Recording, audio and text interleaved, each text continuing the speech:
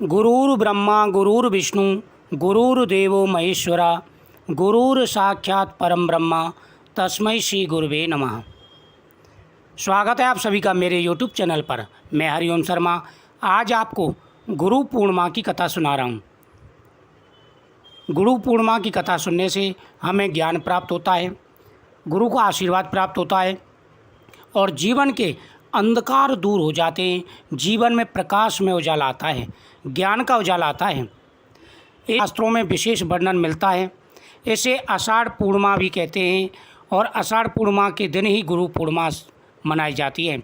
धार्मिक शास्त्रों के अनुसार गुरु को भगवान से श्रेष्ठ माना गया है, क्योंकि गुरु ही भगवान तक पहुंचाने का रास्ता बताते हैं। माना जाता है कि इस दिन ही वेदों के रचयिता महर्षि वेदव्यास का जन्म हुआ था। महर्षि वेदव्यास को चारों वेदों का ज्ञान था। इस दिन वेदव्यास का जन्मदिन मनाया जाता है। वेदव्यास संस्कृत के महान ज्ञाता थे। हिंदू कैलेंडर के अनुसार गुरु पूर्णिमा आषाढ़ की पूर्णिमा को मनाई जाती है। गुरु पूर्णिमा मनाने के पीछे कारण है कि इस दिन महर्षि वेदव्यास जी का जन्म उत्सव भी मनाया जाता है। गुरु पूर्णिमा के संबंधित पौराणिक कथा के अनुसार महर्षि वेदव्यास भगवान विष्णु के अंश माने जाते हैं। महर्षि वेदव्यास भगवान विष्णु के स्वरूप माने गए हैं। उनके माता का नाम सत्यवती व पिता का नाम ऋषि पाराशर था। अतः उन्होंने अपने माता पिता से प्रभु दर्शन की इच्छा प्रकट की और वन में जाकर तपस्या करने की आज्ञा मांगी। एक बार महर्षि ऋषि पाराशर बैठे हुए थे तथा माता सत्यवती के साथ उन्होंने वेदव्यास ने वन जाने की अपनी इच्छा प्रकट की।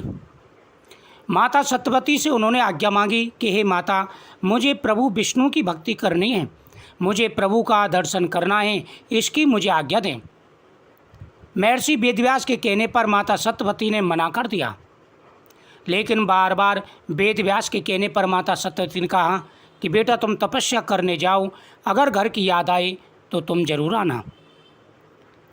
लेकिन माता सत्यवती ने वेदव्यास की इच्छा को ठुकरा दिया, कई बार ठुकराया। तब वेदव्यास के हट पर माता ने वन जाने की आज्ञा दे दी और कहा कि जब घर का स्मरण हो आए तो जरूर आना। इसके बाद वेदव्यास ने भगवान विष्णु की कठोर तपस्या की। वह वन में जाकर के कठिन तपस्या करने लगे। इस तपस्या के पुण्य प्रताप से वेदव्यास को संस्कृत भाषा में प्रवीणता हासिल हुई। तत्पश्चात उन्होंने चारों वेदों का विस्तार किया और महाभारत 18 महापुराण सहित ब्रह्मसूत्र की रचना महर्षि वेदव्यास ने की। महर्षि वेदव्यास को अमरता का वरदान प्राप्त हुआ। अतः आज भी महर्षि वेदव्यास किसी न किसी रूप में हमारे बीच में उपस्थित होते हैं। वेदव्यास को हम कृष्ण द्वैपायन के नाम से भी जानते हैं। अतः हिंदू धर्म में वेदव्यास को भगवान के रूप में पूजा जाता है। इस दिन वेदव्यास का जन्म होने के कारण इसे व्यास पूर्णिमा के नाम से भी जानते हैं। इस दिन गंगा स्नान का विशेष महत्व होता है। सुबह स्नान करते समय जल में गंगा जल डालकर के स्नान करें।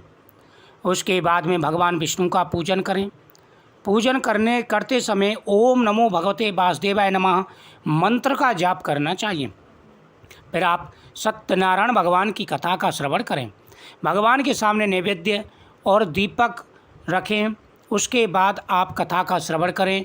कथा श्रवण करने के बाद में आप हवन भी इस दिन कर सकते हैं। पूर्णमासी के दिन भगवान शिव और भगवान विष्णु की पूजा का विशेष महत्व होता है। इस दिन भगवान का अभिषेक किया जाता है। साथ ही पीपल वृक्ष के नीचे दीपक जला करके 7 परिक्रमा की जाती है। इस दिन गौ माता की पूजा का भी विशेष महत्व होता है। जो व्यक्ति अपनी इच्छा बोल करके ये पूजाएं करते हैं, उनकी प्रत्येक मनोकामना पूरी हो जाती है। धन बढ़ता है, सुख समृद्धि बढ़ती है, घर में सुख शांति रहती है, जाने अनजाने में किए गए सारे पापों का नाश हो जाता है।